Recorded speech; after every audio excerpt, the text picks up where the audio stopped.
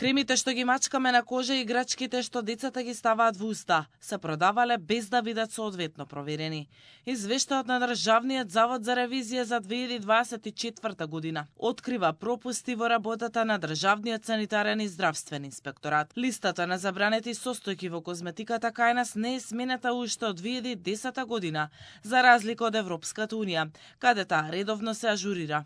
Поради тоа постои опасност на пазарот и сега да се проверува козметика со штетни материи кои во ЕУ се одамна забранети, а кај нас се уште се дозволени, предупредуваат државните ревизори. Најалармантно е што Македонија нема ниту една лабораторија што може да провери дали во детските играчки има опасни и забранети химикалии.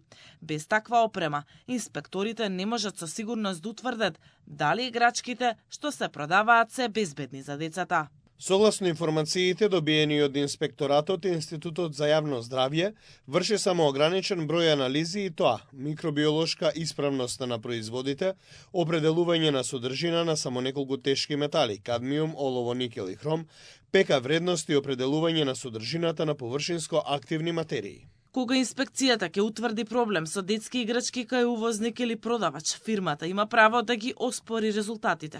Но тука настанува проблемот, нотира ревизијата.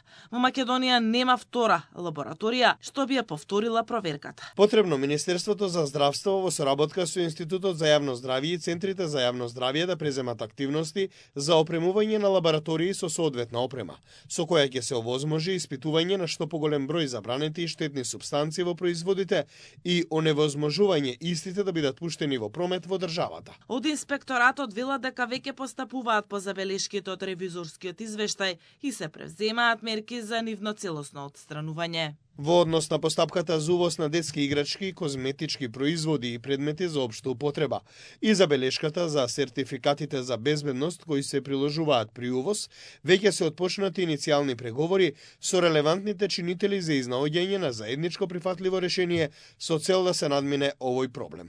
Во Државниот санитарен и здравствен инспекторат нема доволно инспектори, работат со околу 60% од потребниот кадар.